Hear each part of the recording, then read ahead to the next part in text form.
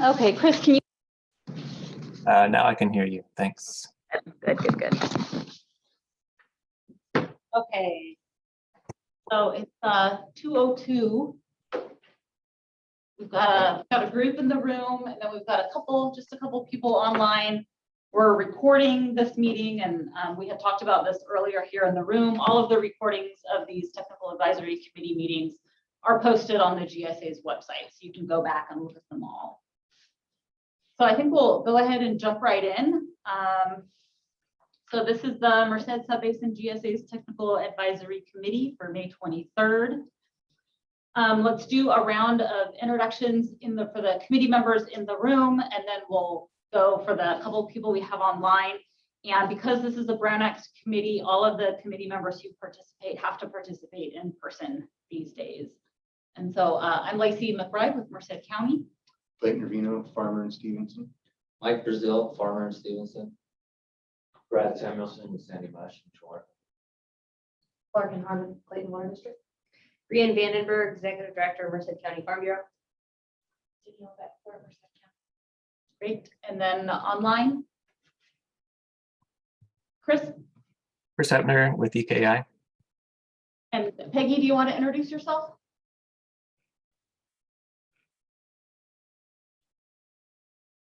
It doesn't look like it. That's okay. So next is item number 2, public comment period. This is the public's opportunity to speak on any matter of public interest within the jurisdiction. Testimony is limited to 3 minutes per person. Is there any public comment? I would say something just real quick. Yeah. Based on our minutes today, we're going to talk about the LRP, our agenda today. So far in our area, the LRP is not being received well by the public from the people I've talked to. People are not happy that others are getting paid to do nothing.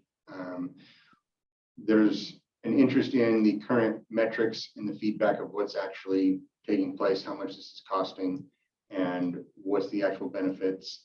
I've already clarified with Lacey before the meeting. People in our area think that you're not allowed to even apply for some reason being in our area. So now I can at least inform them that that's not accurate. I was correct in what I was telling them already, that we will, it's a scoring system. You just won't have the points from a subsidence area, but there's other ways that we can still score just as well. Yes. So I will report that back. People are wondering what's the goal and how are we looking like that, looking at our metrics.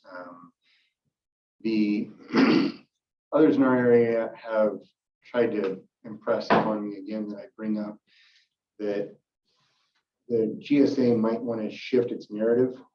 For example, we've got floodwaters going by us like crazy right now, and we can't touch any of it. Like today, I'm running pumps right now because I can't get enough surface water, even though 1/8 of a mile away is a flood levee that's at flood stage, and we can't have access to that water. So what can the GSA do to try to gain access to that water in flood years to make use of it? There's going to be a lot of legality issues that would have to obviously be discussed, but also the logistics of how then could you disperse all that? Send it, where can we send it? How can we send it? What can we do? Is there any way that, the GSA can start looking into that for future situations? Is things that I'd like to start a discussion on. That's it. I think I'm going to ask Brad to talk a little bit about the flood, because there are opportunities with the executive order. You should jump into the discussion that it's actually been happening for a couple of years now, where started out with the Grand Affluent Water District off a couple of little creeks were set to apply for the floodwater rights off those creeks, and right before they were about to submit the application, Merced ID came in and applied for all the floodwater rights off of all the streams in the Merced River and the Merced Subbasin. And after they did that, so they get first in time, first in line, so they established their priority. And then they came and they asked the Grand Affluent the GSA, Sandy Mush, Stevenson and McLean as well. If they want, and Lone Tree to participate by adding, well, becoming applicants, co-applicants, and then also adding points of diversion to actual access the floodwater. They submitted that, I believe it was 2020, May 2020 is when we did our last application. The State Water Board has just been sitting on it. There's opportunity to add in new points of diversion. So if there's a spot on the river where you would want to access it, the Merced River is totally different than Right. the other streams, and you'd have to have this discussion. I might use the one to have a discussion, whether about water rights, but flood rights in general, there is a subbasin wide application sitting in the State Water Board. I guess, so the question then would be, is there anything that the GSA could do to help with that? Point people in the right direction or even educate them? Because like, I didn't know any of that. So it'd be interesting Well- if there's something we can do. Can you talk a little bit about the opportunity? George might be able to talk about this too, with the executive order that you don't even have to go through the water rights process and you can take flood water Yeah. off the bypass. And Merced County issued the notice for the streams in the county. So there is right now Right. until There- June there- first. So now that Now, that's being, I just heard today, secondhand, that it's been extended. I haven't heard that Yeah, it yet. has. I heard they were going to. Did they actually do To it? the end of August. I didn't read a date on it, but. Right? so now that the I don't know if the president. Merced River is the same as the bypass though, when it comes to taking Right. flood water out of it. And I'm not just talking about my area though either though. You know, like I'm trying to bring this out in a bigger picture of the, hey, if the GSA, what can the GSA do to help try and get some of these waters to bring this water in? I know as much as we talk about the GSA is just groundwater, it's really not, because the only way to replenish the groundwater is with surface water. So we need to try and source as much as possible. And those are some discussions I would like to encourage. If, I mean, maybe I'm just not a part of them and haven't heard Well, it's about hard it, in the but- non-district areas, because the districts that I work in, and, George and Clayton, there's kind of a funnel down to the growers. Right, Where the GSA is a brand new entity, it's Lacy. It's one person. How many acres do you cover? The white area or the GSA together is GSA. 337,000 acres. right. That are not, how many are non-district? Off the top of my head. 100,000? Oh, it's more than 100,000. When that number doesn't roll off the top of your head. Whatever. You got a lot of them. So I guess really that's what I'm trying to get at is maybe that's a discussion that the GSA could also work on to just put one more thing on your plate. Like you don't have enough, but that's something I'd like to encourage. To Brad's point too, though, it's sitting on desks, right? Right. But Those have- unless they get more entities trying to get that pushed through the desks, Sure. maybe that's all it needs is just, I looked on here somewhere and it's tomorrow's joint committee meeting. They have representatives of DWR there. Well, it's a GSA meeting. Let's push back on it and say, hey, whatever's being done, let's push it through, let's make it happen. That's all this is my place to voice it, so that's where I'm gonna voice it. Maybe that can get brought up to them tomorrow.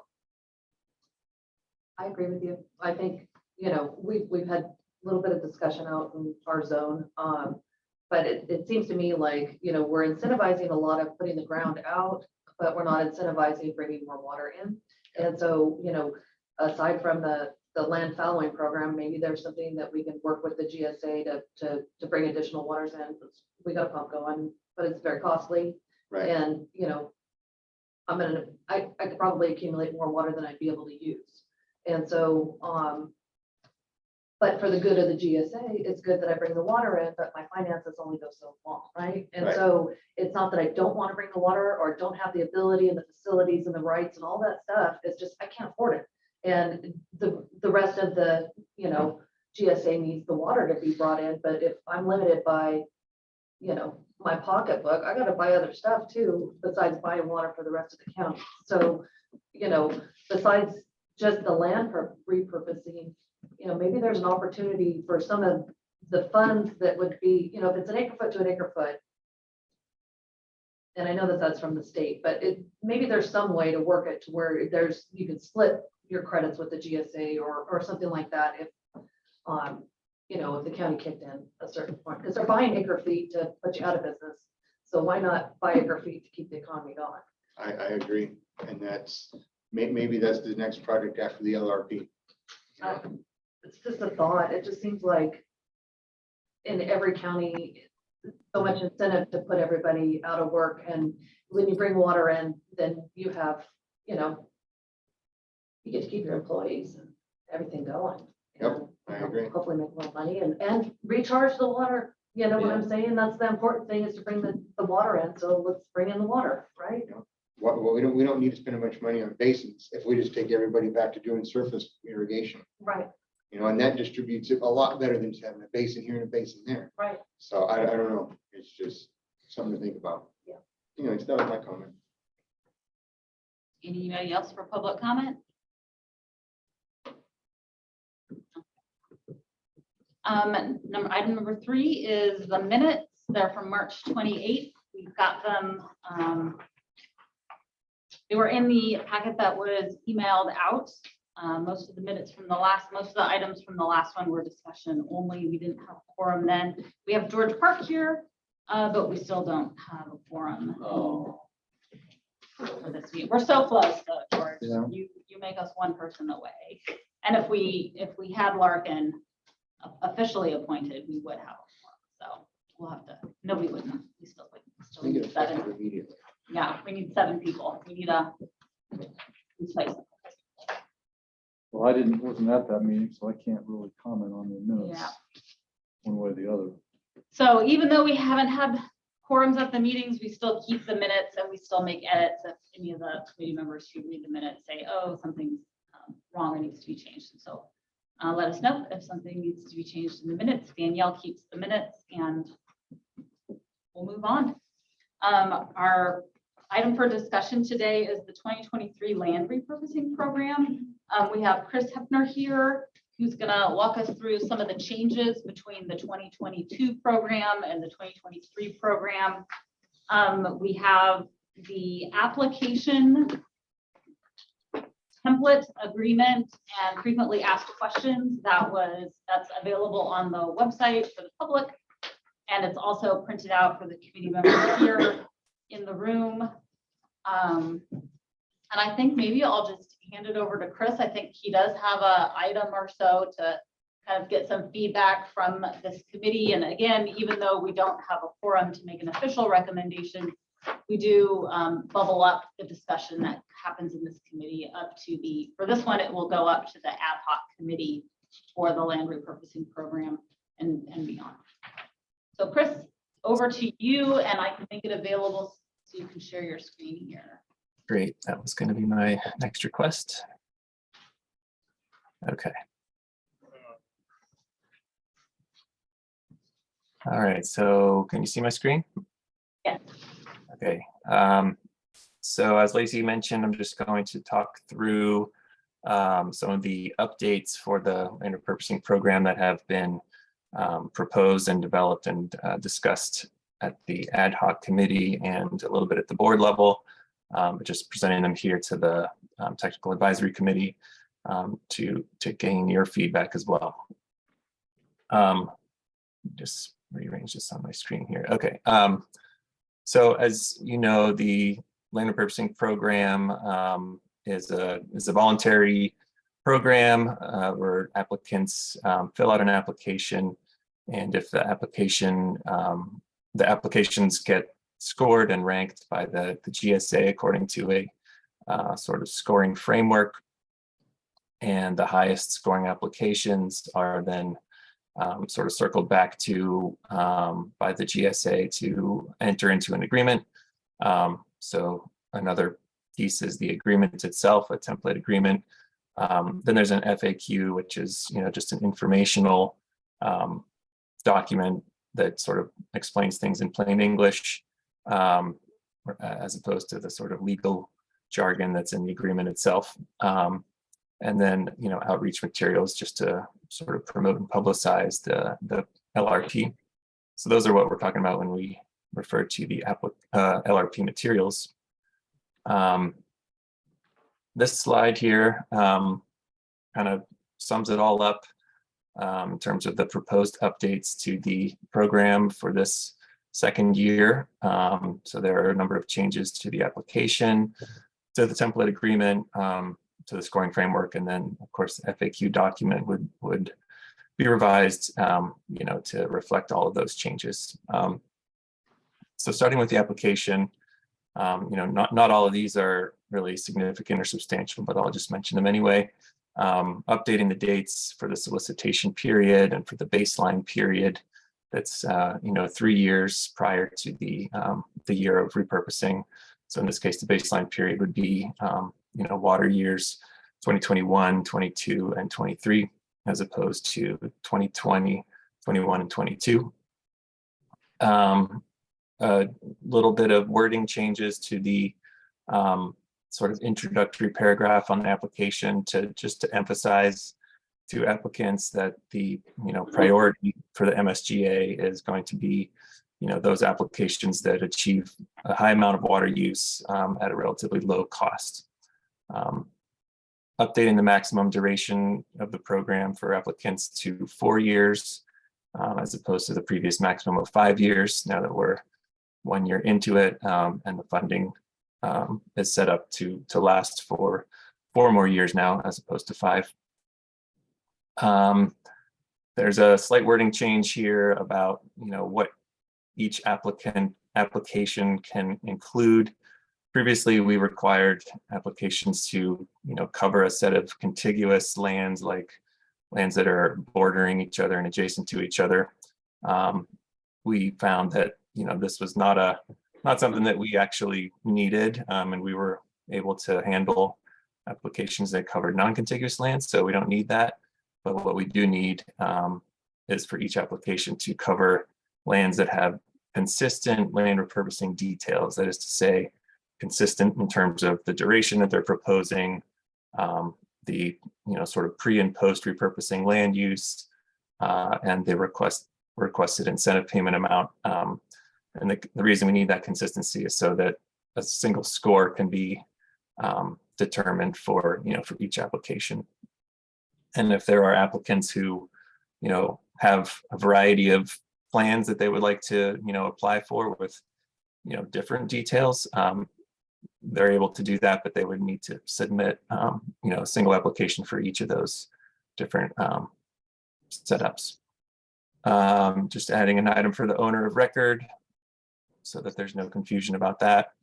And adding just an explicit question about, you know, whether there will or will not be irrigation with groundwater under the repurpose condition, just because there was a little bit of varied interpretations of what's meant by fallow and things like that. So we just want to, you know, come straight ahead and say, or ask the question, you know, will there be irrigation under the proposed repurposed condition?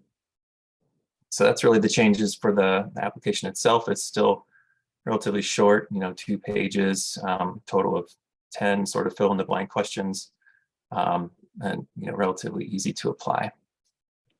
Moving on to the land repurposing. Hey, Chris, I think we have a question. Okay, sure. I'm not clear, how do you have an application period of June 1 to July 15, 2023, and yet you're counting 2023 as a baseline year for your water usage? How do you have that information? It's a great question. You know, the water use that's going to go into it will actually be, you know, it's only going to be able to go partway through the water year 2023.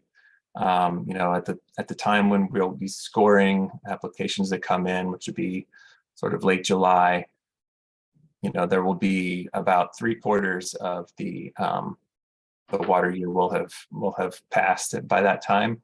So we'll have that kind of data, but yes, it wouldn't be a full water year in that case.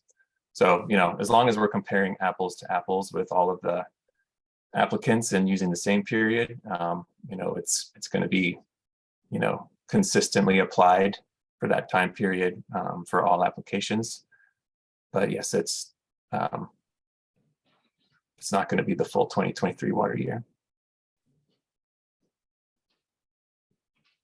Seems like that might skew the numbers from grower to grower or application to application slightly, or had the potential to skew it, just depending on what type of cropping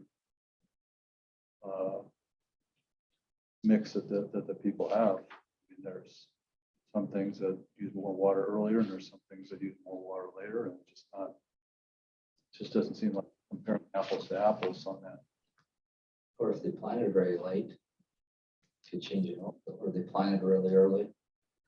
Just a variety of almonds. Some almonds are done in first week of August. Some are done in October. 3 more months of irrigating. And it doesn't rely on just the 2023 year. It's, so you're looking at number 5, the surface water used, or the recent land use, both of those go back 21, 22, Yeah, they're 4 23. years. It's apples to apples, though. That's the thing. So hopefully you're looking at everyone has the same period. Yeah.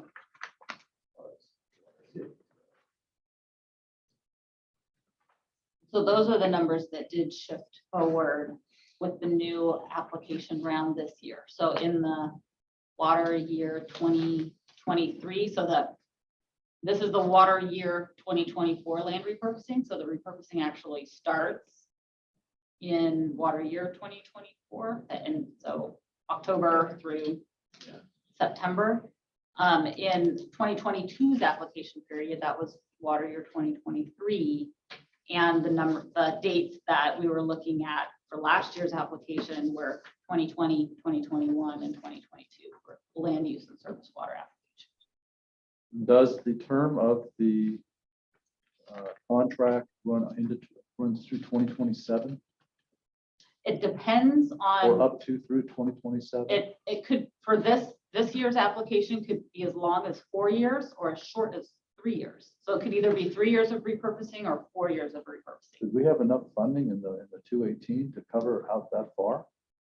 We have funding in the 218 that covers 5 years of repurposing, and we collect over 4 years of 218 fees. And that 5th year covers. But Lacey, don't you think people are gonna want more per acre now because the average was 800? The average was not 800. The highest was 800. Okay, The lowest was 300, and most were in the middle in the 500. But I'm afraid that 800 is gonna set the new bar because people are like, well, somebody got accepted at 800. I'm not gonna go in at 300. That's a good question, and the ad hoc committee, They don't have to take it. they don't have to take it, and they talked about the messaging around that. I wonder, Chris, should we jump ahead to that, or should we keep going through the application and the agreement, or do you guys wanna talk about how we're looking to address?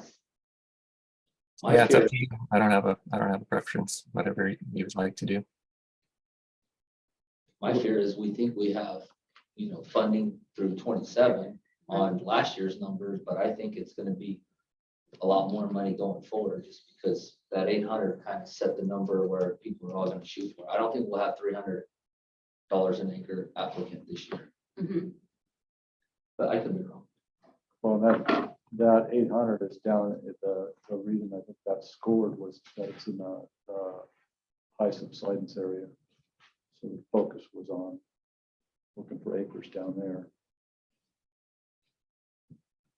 So the ad hoc committee talked about this a lot, because they have the exact same that you have. They don't want to see a bunch of $800 applications coming in. So some of the changes that were made to the scoring. And they added a new criteria about scoring that has weight, and that's the offer cost.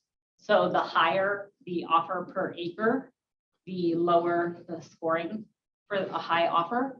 And then the other was they increased the weight of the water savings criteria. So if you're saving more water, you get more water at a more efficient price. dollars per acre foot saved, you score higher. And so by changing the scoring, their intention there was to weed out some of those applications that come in that are just priced too high for the GSA, that they wouldn't even score well enough to make it through. But if they do score well, it's because they have benefits associated with the scoring criteria that's made public and that they have to stick with. I don't see a question on here determining whether a well is above or below Corcoran clay. Is that accounted for at all? That is not accounted for in this program. No. Why? Doesn't it make a difference? Seems like below Corcoran pumping gives us more subsidence, therefore they will Yeah. score higher. Yeah, So there is a criteria that's just geographically, looks at the location of the proposed repurposing relative to the high subsidence area, but it doesn't it doesn't discern between the upper and lower aquifer. Right, Probably assumes that all the wells are deep ones. yeah. It's a reason, it's a fairly accurate assumption, not 100%, but Unless it's over by the river. On the river. But no one's applying there. But you're right, I suppose it could have. yeah. I've had a field wait for about 2 years. Looks like I left $800 an acre on the table. It doesn't matter that it's a shallow well, right? But I don't know that if they're gonna do allocation, relative to the upper and lower, I think you might consider that. I don't know if it's too late or whatever. Maybe it's something for something we next can year. set back. It could be something for next year. So there is, Something to think about. yeah, You know, 2 more years. There's this year and next year for this program. our area has wells above and below Corcoran. I thought your area was all above. I know of a couple of wells that are below Corcoran. They're not district wells, they're privately owned. That's literally the first time I've heard that. Because I've been told that all the pumping is above. Yeah, it happens. Are they old? They're more than 10 or 15 years old, I think. Yeah, they've been there for Yeah, they've been there a while. Yeah. but they do exist. So I'll make a note for consideration of above and below.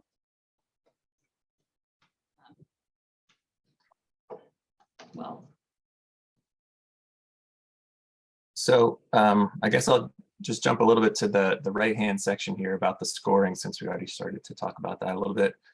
The 3 changes shown here, Lacey already mentioned the increase in the weight of the water cost savings criteria and the addition of a new offer cost criteria. So, between the 2 of those and the increased weight sort of collectively on these, dollar-based criteria, it has the effect of incentivizing or, making those that are more less expensive score higher. So that's one way that the GSA wants to sort of keep the program from drifting into the more expensive range, given that there was one high offer in the last period. The other change, the application scoring, and this sort of gets back to the question of the partial water year. As you recall, in the first go round in year 1, the water use calculations for scoring purposes was using sort of a crop category or land use category, and the water use factors that come from that, based on the Cal Scimitar calculation method, which is a DWR method. We found that using that was a little bit cumbersome, because the land use categories were not always easy to sort of fit the existing crops into. They were a little bit too broad in some cases, and when we do the calculation, when we're sort of entering into an agreement, we end up using the open ET based water use calculation, And that's what's used for, monitoring during the course of the repurposing program. So we have decided, or it was decided to use the OpenET based water use calculation for scoring as well. So basically all the way through for scoring, for monitoring and compliance as well. So basically, no longer using the CalCimatah based approach, which was, as I said, a little bit difficult to work with. So, and the advantage of the OpenET, another advantage of it is, it's on a monthly basis. And so basically the baseline period that's used in scoring, can be inclusive of a partial year without sort of running into issues of making an assumption about the total annual water usage. You can do it for, 2 years and 9 months if that's the baseline period. So with the monthly data, that type of slicing it a little bit finer temporarily is possible. So those are the changes to the application scoring. If you'd like, or if there's no questions, I can start talking about changes in the agreement. Okay. So with the agreement, there was just a little bit of kind of general reorganization for clarity, and adding a couple of sections that spell out some of the terms in a little bit more explicitly. So for example, the baseline water use was now explicitly written into a paragraph in the agreement, as well as the maximum groundwater use on repurposed lands, if any. Previously, those quantities were incorporated and included in agreements as part of one of the attachments to the agreements, but now they show up in the main body of the agreement as well. The minimum water use reduction is calculated as 90% of the baseline water use. This 90%, that's the new part here, and that's to allow for small amount of flexibility. Not to say that we would want landowners to use water, say, oh, I'm going to be using 10%. I can do that safely. No, that's not the point. The point is to keep them, committed to their repurposed land use, but given the uncertainty in, the ET data and the chance for, slight deviations from the expected value, using a 90% value, builds in that flexibility. So they're not encountering a situation where there's, a small deviation, throws into question the, the compliance for that year. The third bullet, we added some additional text to the existing paragraph that talks about, the participants' ability to document their water use reduction. We had a lot of applicants sort of ask about that, so we just added a little bit of text to that paragraph saying, they could provide photographic documentation of their repurposing or other types of documentation, such as,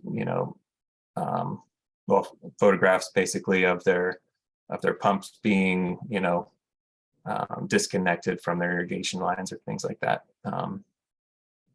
just to make that a little bit more clear.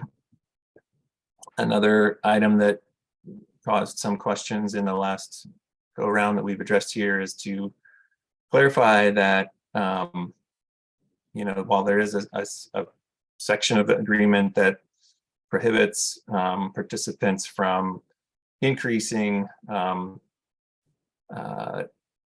irrigated agriculture on other lands that they own, we wanted to clarify that that's referring to a net increase. And so if on other lands that they owned, they wanted to, move production from, parcel A to parcel B with no net expansion, that would not be considered a violation of this prohibition because it would have no net change in acreage, if that were the case. And then the last portion of the changes to the agreement has to do with clarifying, how the land repurposing program interacts with the allocation program that the GSA is developing and will be implementing, sometime in the next year or so. And this was an item that, caused some discussion both in the ad hoc and then in the most recent GSA board meeting. And so I have a separate slide, next slide, to talk a little bit about that issue, if everyone's ready for me to move to that topic. Sounds like it. Okay. Okay, so the land repurposing program is phase one of the GSA's two-phased approach. Phase two being the allocation, which is kind of in development right now. The red text you see here on the screen is, basically the language, all of the language that has been added at this point to the LRP agreement.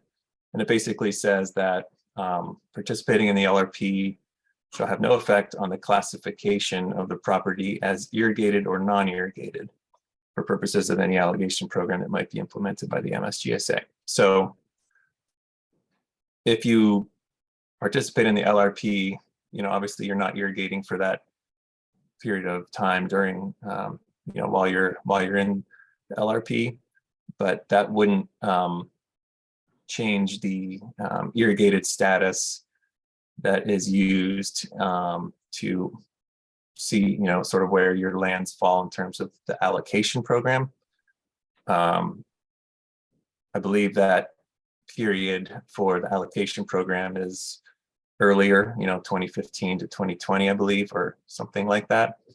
And so we just wanted to be clear that being part of the land repurposing program would not change that irrigated versus non-irrigated classification.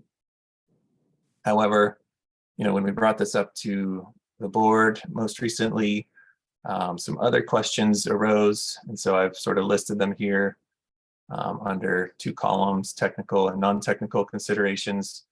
And I think that's where we sort of want to have the discussion here today.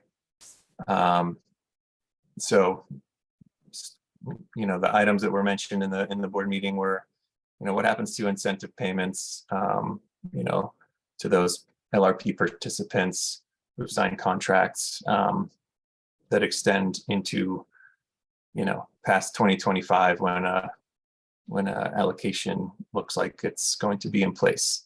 What happens to allocations to those lands that are, participating in the LRP? Do they get an allocation, or how does that work? And then how do you account for water savings? Do you calculate it as the savings compared to the pre-allocation use, or the savings compared to the, to what they would receive under an allocation? So those are some of the technical questions that were raised. I think on the right-hand side, sort of things that need to be considered when thinking about these questions are fairness and equity and consistency of the program and how it's applied and how it works with other participants in the program or other non-participants, and then how these decisions would affect people's willingness to participate in the LRP in the first place. So I guess I'll maybe open it up for some discussion, and happy to answer questions about anything you see here on the screen. But these are some of the things that the GSA was wanting to tackle and circle back to in their next meeting.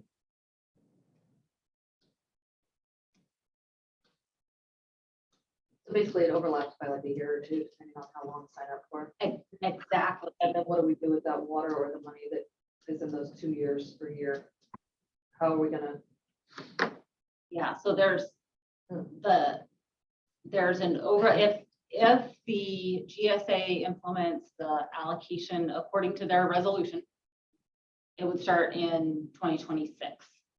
And this goes into what are your 2027. This goes into 2027. And so there's potential overlap. I think I want to hear your conversation. We've talked about a fairly simple solution. And I want to kind of hear what you guys have to say first. Tell us what the number is, then we'll know. I don't, Yeah. so it's not a number. I think the solution is you don't, if you're in this program, you're not participating in the allocation program until this ends.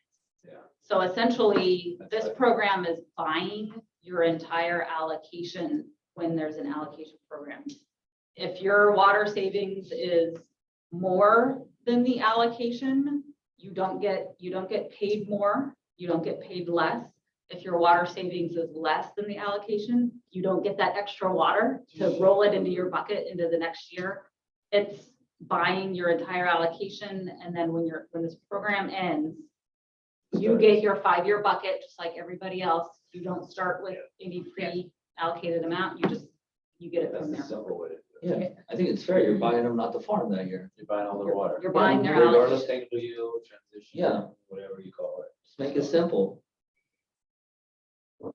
They're getting paid. Yeah. They are. Do you have concerns that they're getting paid more Anybody or can sign up. less Anybody can than sign up. anybody? Yep. Exactly, fair game.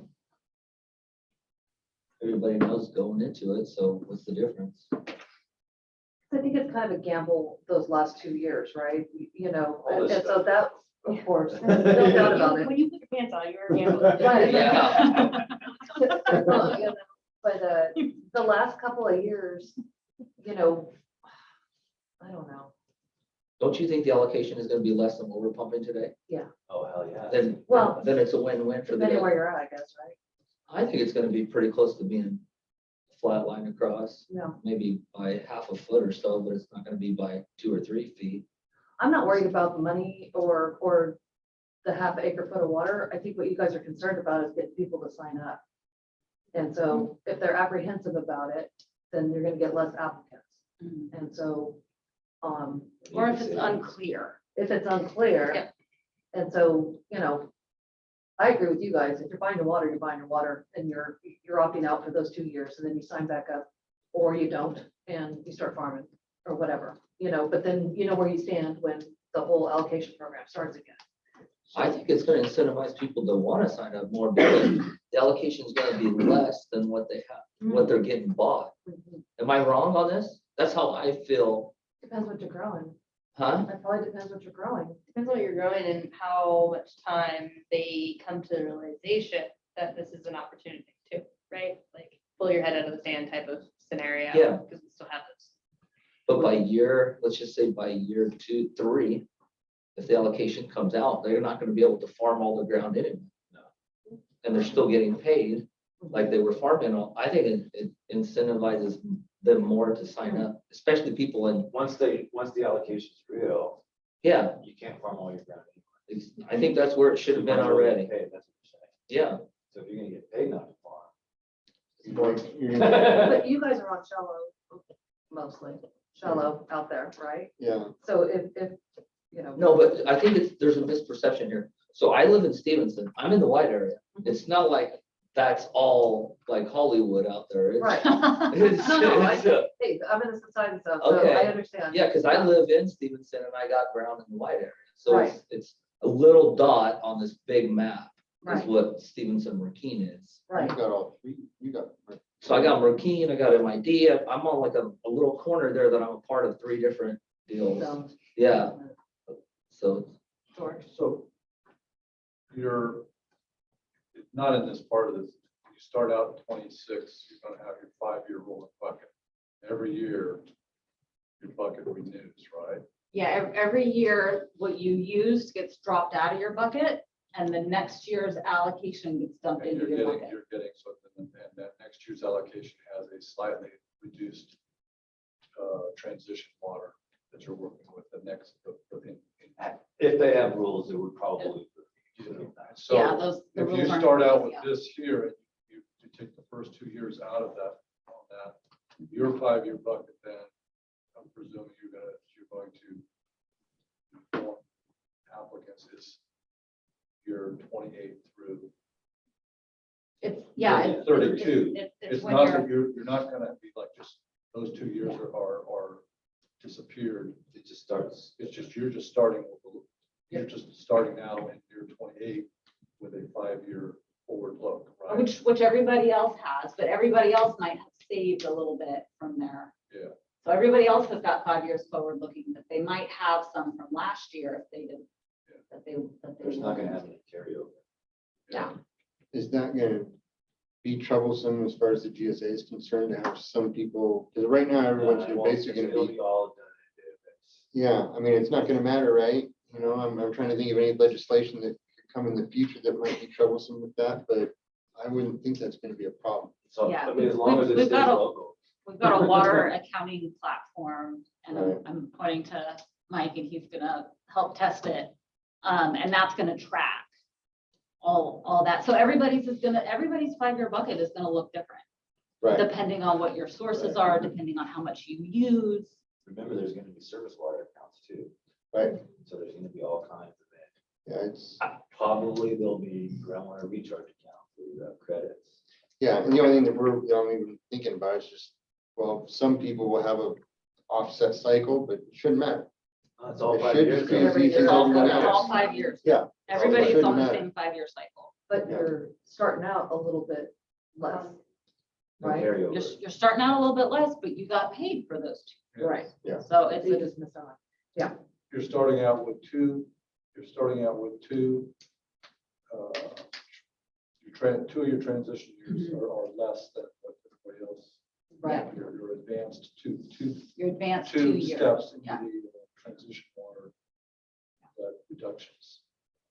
Most farmers who kind of somewhat have their head in the sand will get into penalty water because they're gonna go over the allocation. Mhm.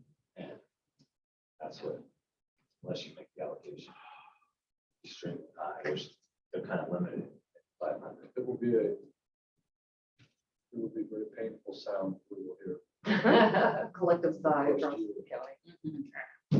When, like you said, there's penalties. They gotta be. I've been living in Chowchilla. In Subbasin, so she, The majority of our grounds are there. it's, Not the good. allocation's not fun. Yeah, This is why this meeting's important. Yeah, Because yeah, we're right, sitting right. here, we don't have any of that on the other side. Everything is consultants. Sorry, Red. Everything is driven by consultants.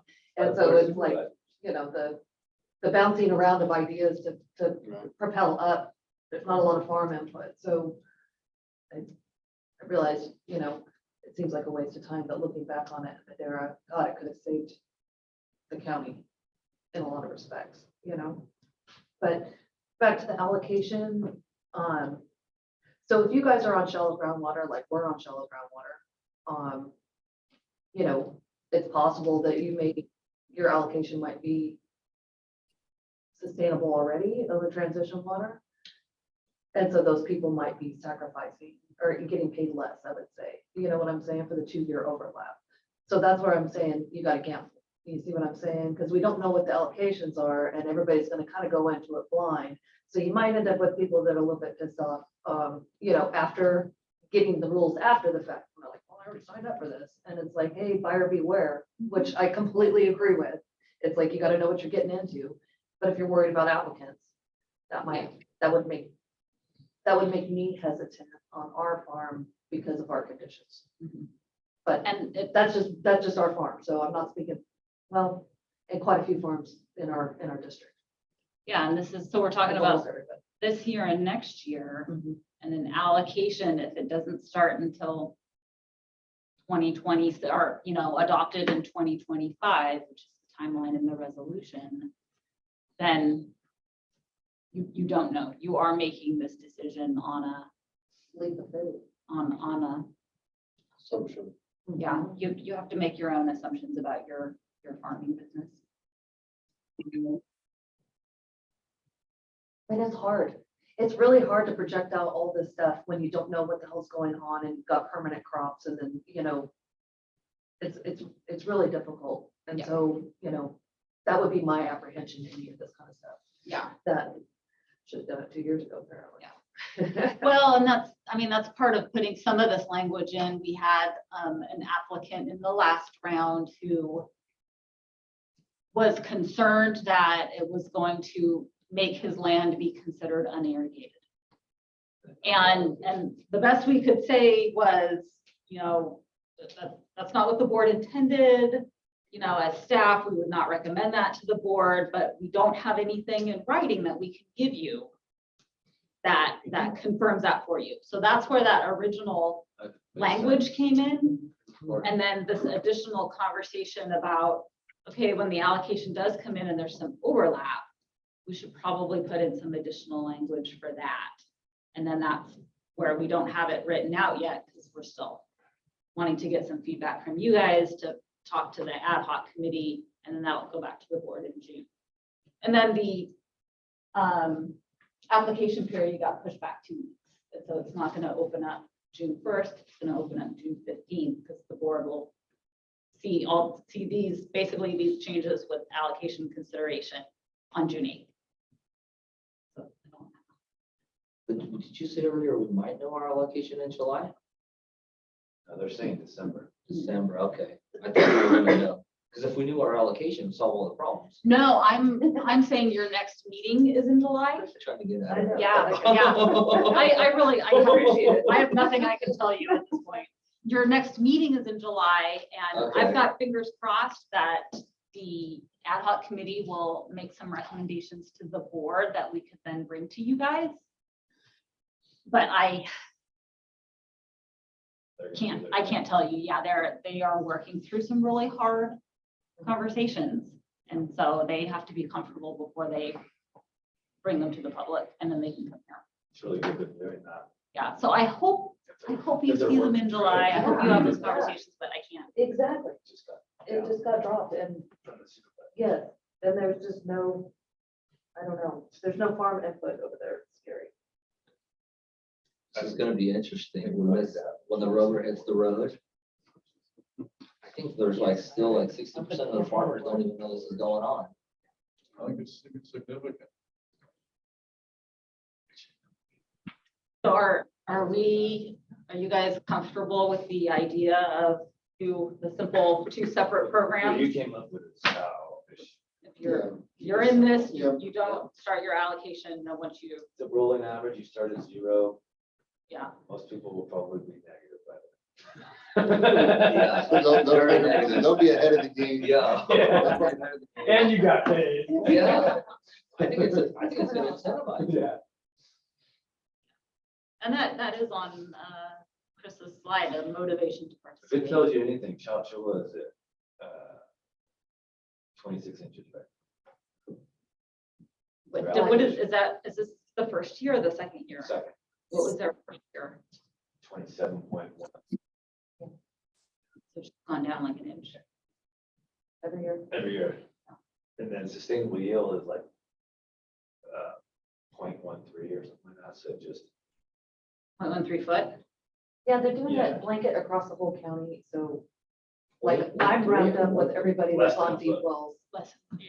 And so it's really not, I mean, there's a lot of ground along the river in Madera County and, You they should, need the zones thing going on like you you guys should have. push for that. I am. That's I'm what trying. Triangle T's do. Yeah, I'm trying. Well, okay, so for example, we farm along the river, right? A couple miles along the river and our farm is here and then Triangle T is, so let's see, the exchange contractors, us, Triangle T, neighbors, us, Merced County.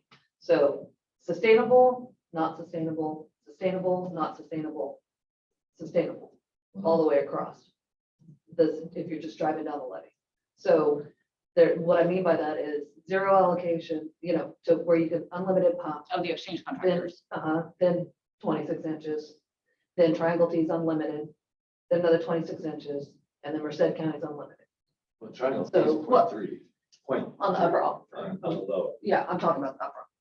So, none of it's driving and like, Well, your Merced is gonna end up with an allocation. right, It's not gonna be the exact same as Madera, because we're not doing it the same way. But at right? least, which her point is in the Merced GSA, it's going to be cohesive yeah, allocation where over there you have, just in the western management area, you have several different entities doing their own thing. and different factors on everything, where at least it seems like Merced's trying to get zones to where it's like, all right, this area is more similar instead of hopscotching everything, and I think that that's gonna bring a lot of clarity to how much the allocation will be and, actually try to achieve the sustainability. So, when you don't have it together and nothing is kind of cohesive, it really makes it difficult. And I think that's the benefit of this program. I know it has weaknesses, but it bought us time to where you do this, the allocation where it has to be done right or it's chaos. That's right. So. I mean, it's- Even done well, it's gonna be tough. Yeah. And Yeah. Done poorly.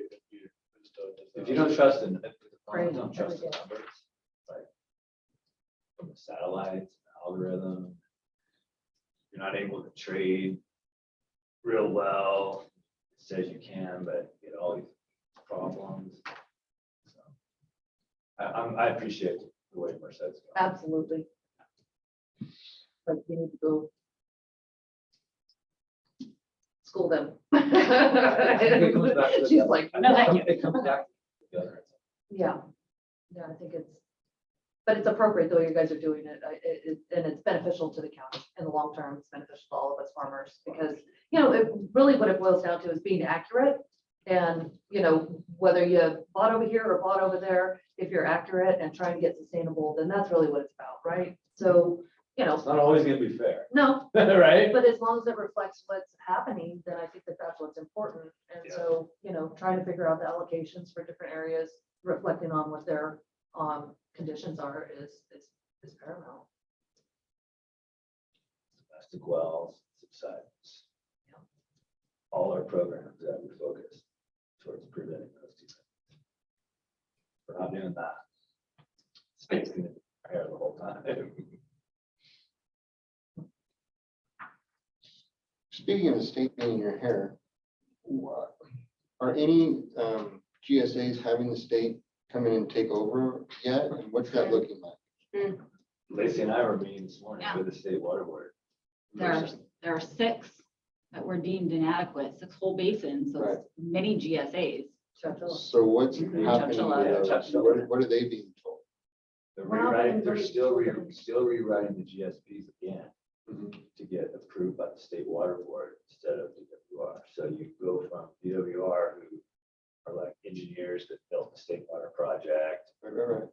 and you submit your data to the enforcers, the regulators, Mhm. totally different body. And in Chowchilla, for instance, we're trying to rewrite the GSP on the very, very quick so that it doesn't have to go before a full state water board hearing, Mhm. which is highly likely that several will have to do that. If you go before a hearing, then you get just a big public notice period, and all the NGOs get to comment on your whole GSP, Yeah. like your domestic well plan, your Everything. climate change plan, all those. I Surface don't water know. and groundwater interaction, all that will go with that. So we basically copy the subsidence section of Merced's plan that got approved, pasted it over, said, this one works, so it should work for us too. Because it's all the same area, Yeah, like same very hydrogeology. consistent. Right. Yeah. So with that, I have 2 questions then. Did we actually get written approval or just verbal? It still hasn't come through. It has not, and I emailed It's been in writing, Amanda. but not the. Yeah. the letter, the Okay. notification. We got a letter from DWR saying we're recommending you for approval. We haven't gotten the actual approval. Right. And they say, thank you for your patience. Literally what she told me. Thank you for your patience. We're still So, but working then on with it. that, so assuming there are gonna be GSAs that don't get approved, or Some it's just bad. What are they talking is, because it's been a few years since I've heard what they're actually gonna do to those people. No one knows. They're gonna have a probation, they're gonna have a hearing, a public hearing that's gonna be as terrible as Brad described. Yeah, They're gonna put them on probation in that public hearing unless they have a reason not to. And then from that public hearing, that basin has a year because the water board can't implement an interim plan for a year. So that basin has a year to get their plan fixed, because after a year, the water board can then implement their interim plan. But once they're on probation, the water board can skip the GSAs altogether, go directly to the extractors, anybody with a pump, and make them report their pumping and make them pay their fees to the water board that are already set. They're already established fees, $300 in a well and $40 an acre foot pumped. And if you, so over in another basin next door to us, not to the south, they added it up. Okay, how much pumping do we do in the basin? $40 an acre foot. Yeah, that's $14 million out of the basin that goes to the state. If they do what they're allowed to do under SIGMA, if That's they just do going it. for their admin time. right. Yeah, but They come regulate you. But the $40 is a lot cheaper than buying water. That's not gonna stop nobody from pumping. Oh, it'll come on, there'll be other fees on top of it. Okay, That's that's just to pay the state water board's time. okay. And then they're gonna pay like per acre, like maybe $500 might stop people from pumping. We don't know, you don't know yet. You don't know what, you don't know what. Huh? Yeah, They'll they probably just give you a year and then cut off your pumping. They'll cut you down to the sustainable yield automatically. Okay. Because if we're gonna do all this and we're not gonna enforce it and punish people, then we're not gonna ever solve the problem. right. It's gotta be, Nobody's gonna comply. no, Yeah. no. I just bought water at $300 and I've never bought an expensive water like that. So it pre-irrigated and I got the bill and I was like, I'm not gonna buy no more $300. I can't farm. My point is if you charge people enough, they're gonna quit pumping because they can't afford to farm it. But at $40, you know, Or, yeah, So that's not a big concern. that's not a big enough deterrent. Well, and they were clear back in 2016 17, when they set those, that they're not penalty fees. They're just capturing their cost. There's gonna, That's what the It's state gonna water board's be- allowed to do. Capture their there'll be cost. plenty of disincentive to not have to stick there. Mhm. Why? That's kind of what I was getting at, curious about is, what is that looking like for those guys? Ugly. The staff at the state board doesn't even really know the next steps. It's not written into legislation, so they're figuring it out. as they go. Admittedly, And that's the problem, right? Right. So it's the same thing in Madera. It's like, or Churchill or whatever, is, when you don't know and then you implement a whole bunch of stuff and you're kind of like, feeling your way through the thing, it really turns into a disaster. And so, taking your time to noodle all this stuff out ahead of time is key. But it doesn't sound like state board's done that yet. So somebody's gonna be a guinea pig. I'm just hoping it's not Churchill. but I hope it's not Churchill too. I think the key is to not be controlled. Yeah. If you're Good luck. Vision Boswell in the same basin, they control water districts and a bunch of influence. States come in, take it down. But Chowchilla, the GSAs pretty much get along. It's just a matter of really, DWR not really saying straight what they really want. Yeah. Because we would have gave them pretty much anything. Tell us what you Just tell want. us. Tell us what you want. Right, I mean, in order not to go to. the You state. guys would have, I wouldn't have, but that's me, you know what I mean? It's our farm and I'm not just gonna Wow. hand over the farm Yeah. as, Well, and see, this is kind of where it goes back to the having the farm input is that like, I'm not willing just to roll over and hand them whatever, whereas I think almost everybody that is part of the technical advisory committee in Madera is.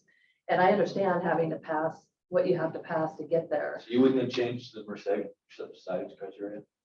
I didn't say that. What That's I'm what I'm saying talking is about. that, like, just saying, well, we'll give you whatever you want. I mean, generally speaking, you don't go into negotiations like that. You try and kind of noodle it out ahead of time. And maybe if we had more input on the front end, then we wouldn't be, okay, just take it, Yeah.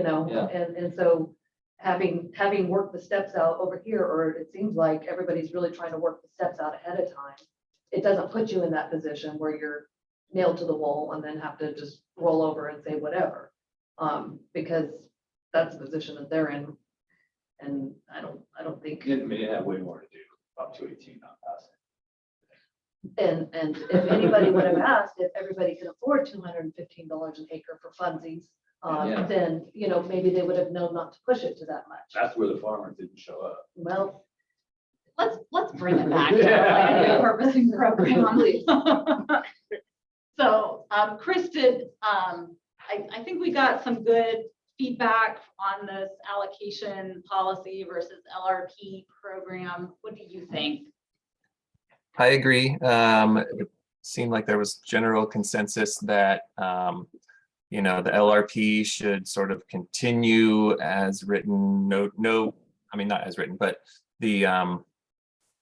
there's no change in how the LRP works, even once the allocation kicks in. The participants are still going to, receive their incentive payments as long as they're in compliance.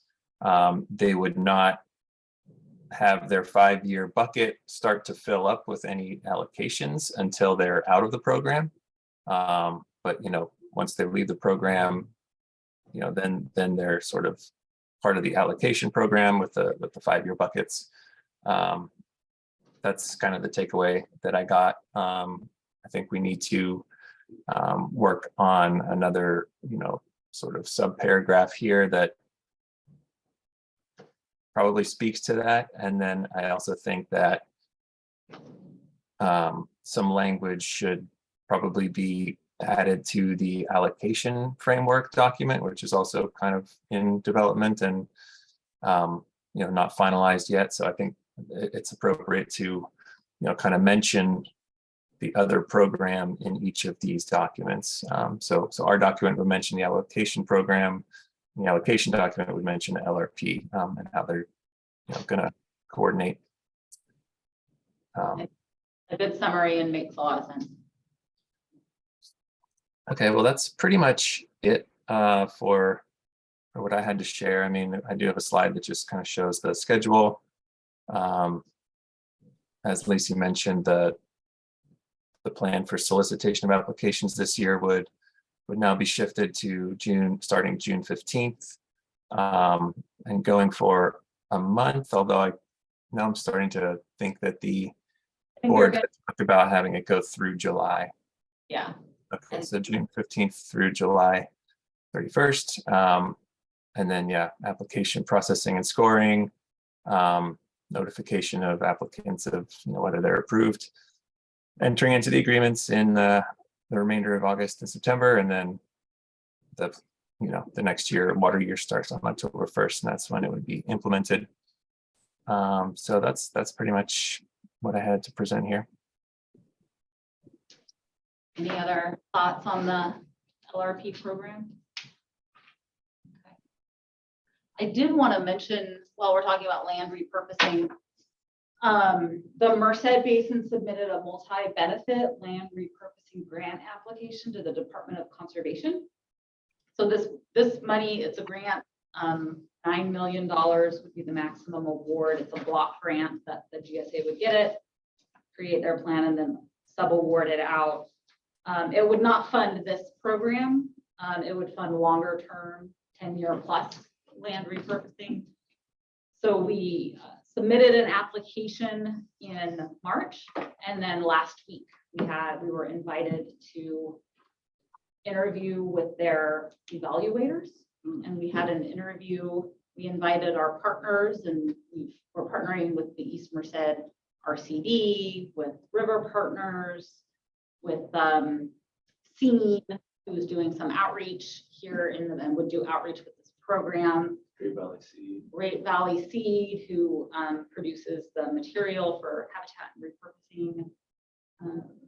The Wildlife Refuge, the Municipal Water Company, Sandy Mush, and La Paloma. I think those were all of our partners. Everybody was on UC the, Merced. oh, UC Merced is a collaborator as well. Everybody was on the call except for UC Merced. I think we're shooing. It was a really good interview. We were really well prepared. We had a really nice presentation that we gave them. So I feel super good about it, but we'll see how it goes. It's also really competitive. There's only $40 million. There are $9 million awards. So we expect there's only going to be 4 awards in the entire state and guaranteed more than 4 GSAs submitted. I know Turlock submitted. And there are a lot. So it's going to be very competitive, but We thought had it went good- well. I think we had really good NGO feedback and that, or partnerships, and that's what wins at the state level on the farm community. With River Partners and then the SCORE, SEEN, they did really well. Socio-Environmental and Education Network. Yeah. They're out of UC Merced, and they do outreach with students. And so like in Planada and La Grande, they would go into the elementary schools and they would work with the students on like the land repurposing and benefits of land repurposing. And then the students would build, posters and information about it, take it home, share it with their family, share it with their community. So it's working All through those schools. Yeah, so it's doing outreach, through education in schools. They also do citizen science, where our only constituent that we monitor right now for water quality in the GSP is TDS. And so they would have some TDS citizen science sampling, and they could give it to people to monitor their TDS and see if there are changes as land repurposing moves forward. And so I think it's That's their SCORE as well. it scores well. SEEN is doing that work already down in the Tulare. I believe it's the Tulare Basin that already has an MLRP grant where they were awarded last year. So really positive. Chris was there. Chris has been great. He put together the presentation and helped organize everybody. So I think we're Fingers all crossed. Fingers Yeah. crossed. Yeah, I thought it went really well. I really like the relationships that we've kind of seen grow in the last few months as we're working with these partners. We've had a lot of great conversations, and there seems to be a lot of, kind of aligned goals, and, the partners have worked well together in brainstorming and planning and things like that. So, if we get funded, I think it's really going to bear some fruit, those relationships. And so really have, high hopes for it. But as you said, it is competitive. We'll just have to kind of see how it plays out. You said it was longer term. 10 years plus. 10 years is the minimum. You have to repurpose for 10 years plus. So our application, and we had talked about this last year too, it's got 2 components to it. One is just land repurposing where appropriate and available, and if people want to do 10-year plus, habitat restoration and different types of repurposing. And then there's also a focus on an area that the state had identified as a wildlife corridor connecting the Sierra Nevada to the Merced Wildlife Refuge along Sandy Mush there.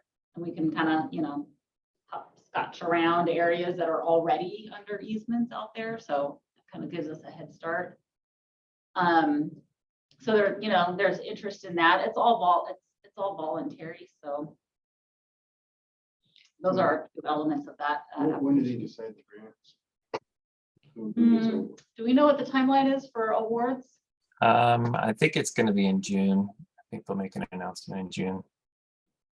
And is it similar to this, like where it's a per acre?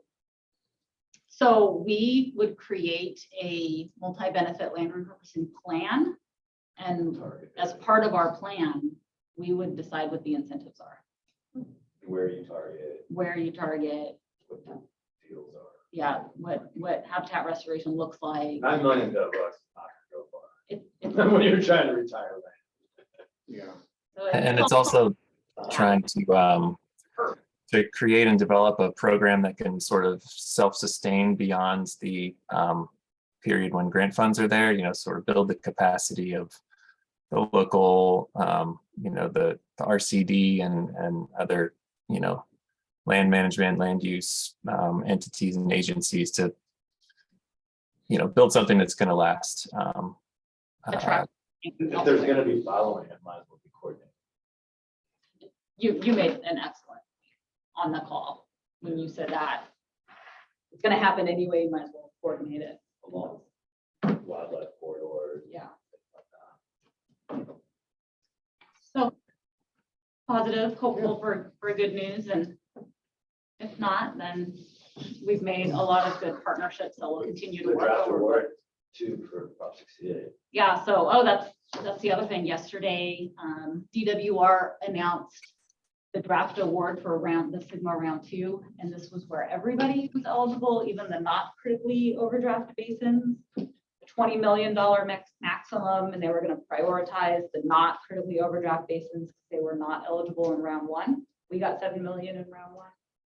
So we applied for a full 20 million, and we prioritized our projects because DWR said, tell us your priority. If you don't get the full funding, then, and they picked our Bear Creek Ranch habitat restoration and our G Ranch habitat restoration projects, which were not our top 2 projects for the basin. So they went in and picked what they wanted to fund, and they wanted to fund habitat restoration where we have partners with Ducks Unlimited, River Partners.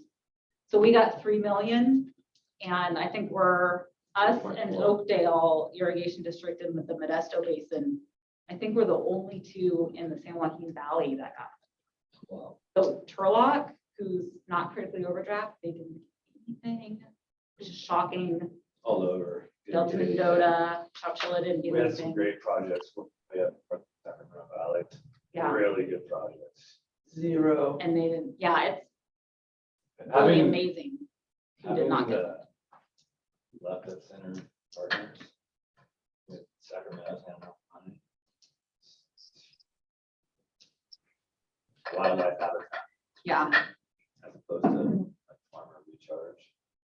and those are recharge basins too, aren't they? Even though at the end of the day, Yeah. we're trying to get to the same thing, but that picture above it. Yeah. Yeah. Like Perry and So those are draft awards. Hopefully they don't change. I think DWR generally doesn't change them, they have in the last 2 years. but they could if they get an outcry of folks making comments during the next 2 weeks. So I think that wraps up our meeting. We lost our one member of the public, but came Jeannie on the call there. So thank you guys for coming. Like I said, our next meeting is July 25th. We'll let you know in advance if we have some documentation for you to review, and what the topics will be. Also in person in July. And I guess the only caveat I'd give is if they're not yet ready to have some allocation recommendations for you in July, we might just bump this a couple weeks if they've got something for you in August, because I really want you guys to have good allocation conversations. And if we can't get it in July, we might just shift that meeting forward a couple weeks, if you're okay That with makes that. sense. Can we add her to the list and I'll Better put work it. on that more. I'm Yeah. gonna subtract Larry. I can subtract. Do you, are, Just I edit subtract- it right now. Yeah. There you I go. subtract Larry. he can either come. or No, we he can- won't. or He, we- or we he's got can- too much to. Yeah, I know him very well, and then I could talk to Bob, maybe. I don't want to subtract anybody, but if they're not gonna show up, and we It can. Yeah. hurts us. It hurts Yeah. us, Yeah, yeah. I think Larry, No, he would, he would. just probably- scratch him off and tell him that I whited him out. I can't scratch them off, but I can go make this an item possibly at either at June or July, either way, before your next meeting. June's really busy, so maybe If July. we talk to him, we could have him call in and remove himself, right? Resign. Either way, it'll just be a vacant seat that still counts towards a quorum. So we just need the board to actually remove So we them. need somebody instead of Larry. No, we can remove them and just make your membership smaller, which will help you get to a quorum Yeah. easier. which I think is Which what we want to kind of- do. But also kind of gets, But then you have fewer just people. not stakeholders group, because there's. I know, but- You So have few. fewer that- people. It's, yeah, catch 22. I know that at the last, well, not the one before, Eric brought up, trying to encourage the board members to get their people to come to this. We're still the same amount of people, so. We did get better participation when it was virtual. Yeah. And you can, Oh, it's a state, it's the Brown Act. We can't get For around sure. that. for sure. I mean, I was Yeah. participating in my tractors. Yeah. That made it possible. I don't know that, So two birds with one stone that way. yeah. It's Okay. really easy to do. when you're going Thank you around guys. circles. Chris, thank you. All right, thanks a lot. See you later. So you answered my question.